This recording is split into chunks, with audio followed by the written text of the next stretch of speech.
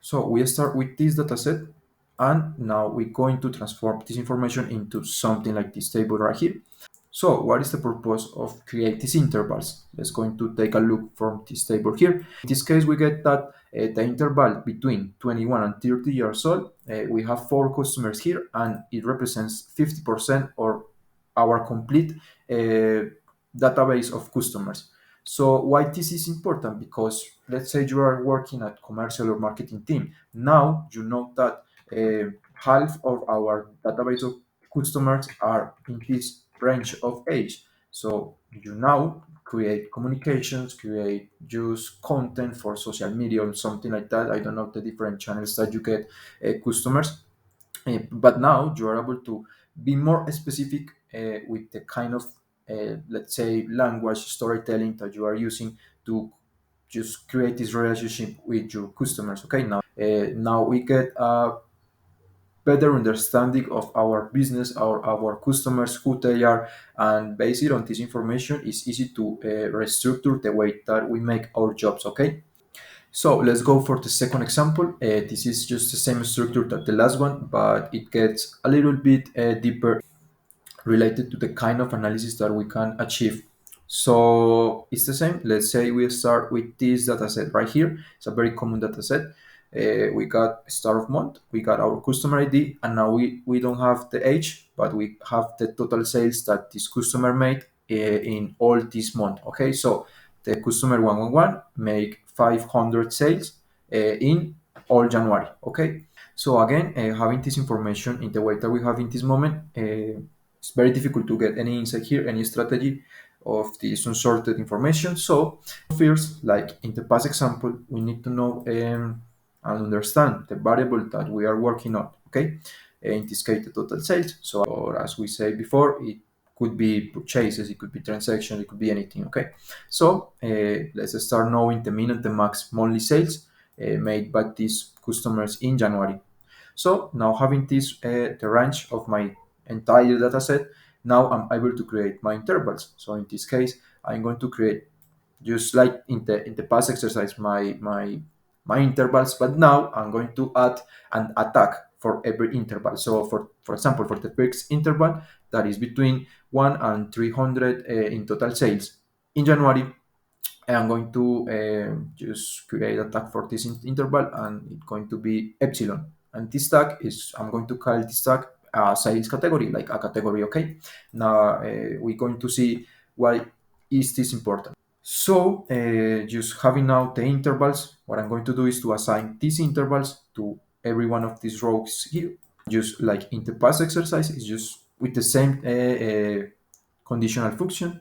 So as the past exercise, we're going to transform this initial dataset in something like that, that get use a lot of insights and just a easy way to understand the dataset that we are working on. Okay, so in this case, like the past analysis, we got that in the delta category, in the sales category delta, we got four customers here, and it represents 40% of our entire data set. So why is this important? Because now we know that 40% of our customers are doing sales between, what is our delta category is between 300 and 500 total sales in a month.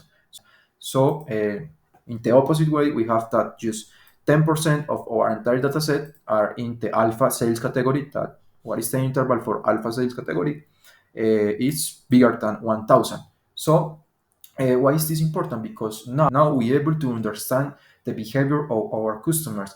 This allow us to make projections. This allow us to make a lot of things. For example, let's say you are working at commercial team and you need to develop your customers. Now you have the basis to develop these customers. You know, you're going to develop the customers that are in epsilon just to make them pass to delta category, and use the delta customers to make them pass to the gamma category. You already know how your portfolio of customers are composed by. Okay, so as you saw, it's very easy to categorize things. It's a very simple technique that allows you to understand the business, the customers, the behavior of the customers in any kind of variable that you are working to develop. I hope this information be useful for you in your day-by-day job. So that's all for this video. See you in the next video. In this video, I'm going to share with you a very simple but powerful technique that makes you able to create more deeply and complex business analysis. It doesn't matter if you are not in BI department, you just need to constantly be related to track information of sales, customer behavior, or something like that, or just to create strategies for develop the business. Okay, so the technique is very simple. It's just to categorizing things to get data sets unsorted and just get sort this information into intervals or range. Okay, so let's go to the sheet for the main example. Okay, let's say we start the exercise just with these two columns here. Okay, just customer ID, and for every customer, the age of the customer. Okay, so in this case, we are the customer 111, and the age of this customer is just 10 years old. Okay, so at this moment, with just these two columns here, it's very difficult to get any insight or just to get or make any strategy for our business.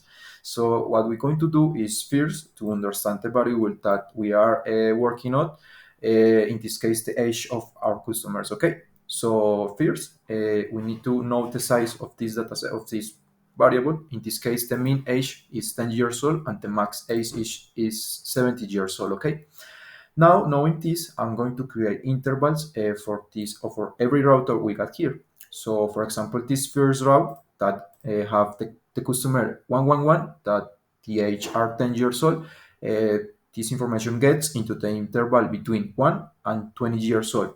So, how do we make these intervals? It's very easy. If you are working at Excel or Google Sheets, it's just with a conditional function like if. It's very simple. You can know more about this function at YouTube. There are thousands of videos explaining this very simple way. So, okay, we create these intervals and now we